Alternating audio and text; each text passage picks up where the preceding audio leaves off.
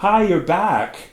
In the first part of this video, we talked about how your vocabulary affects certain aspects of communication. How about reading comprehension? Well, I'm sure you know the feeling. You're focusing on understanding some new material when epistemological lacunae in the vernacular, words you don't know, keep getting in the way. And the whole purpose of reading is to understand and learn something from it.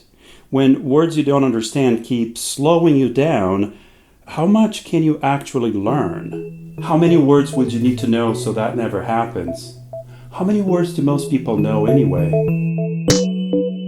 Welcome back to Snap Language. So we read to understand the content, right? Then why don't writers use words that everyone understands? Why does written language have so many big words? You see, good writers are aware of word choice, so they choose the words very carefully to express their ideas precisely. Good writers are also aware of linguistic registers, so they expect the people reading their writing should know those words. Their readers actually expect to see those words.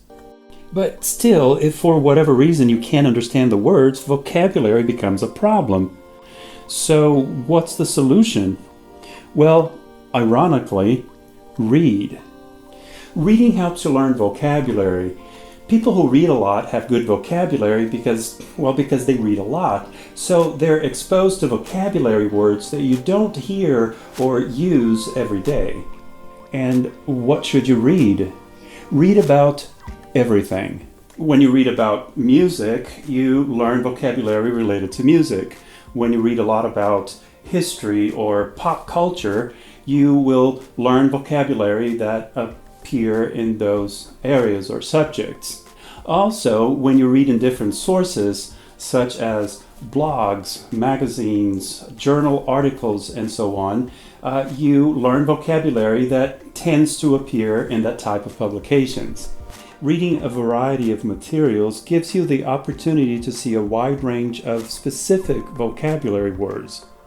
As a bonus, you also acquire general knowledge about the world, which then helps you understand what you read in the future because you likely already know something about the topic.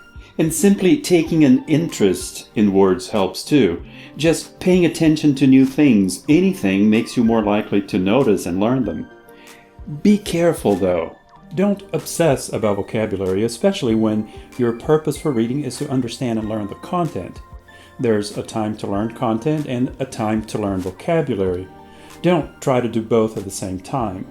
You can always underline or highlight new words and go back to them, but only after you've finished reading. We'll cover ways to learn vocabulary in another video. Now on to the big question. How many words do most people know? Well, it depends. It depends on your age and level of education.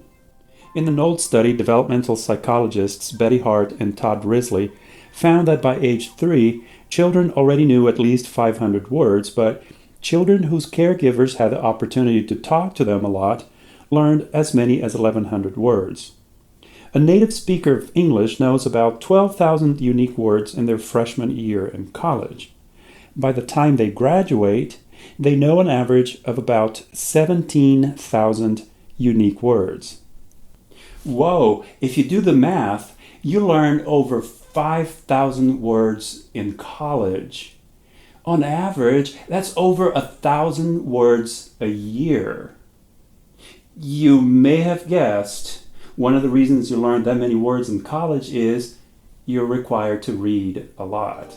As you get older, you don't learn new words as quickly as that, but your vocabulary keeps growing as long as you stay interested, read, and learn new things.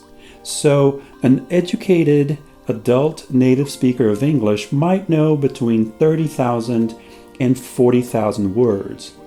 That's a lot of words, but it happens over many years, and you can help the process along by reading a lot and creating opportunities for yourself to learn new words.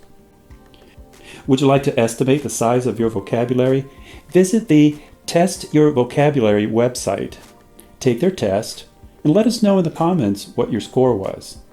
Personally, I think that taking a general interest in the world around you keeps you learning everything, including vocabulary.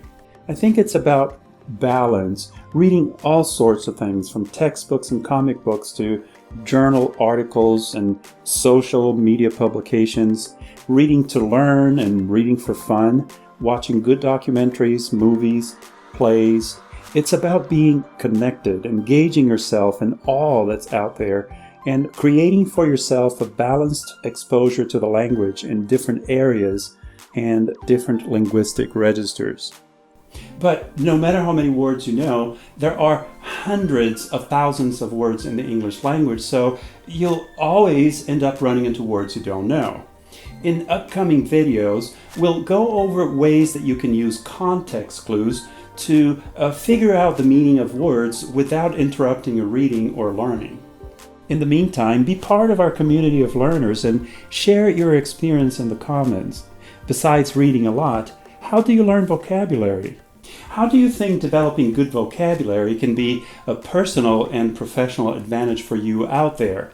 And do me a favor and subscribe to the Snap Language YouTube channel, like our videos, and help this channel grow so we can continue producing quality videos for you. Until the next time, thanks for stopping by and watching this video.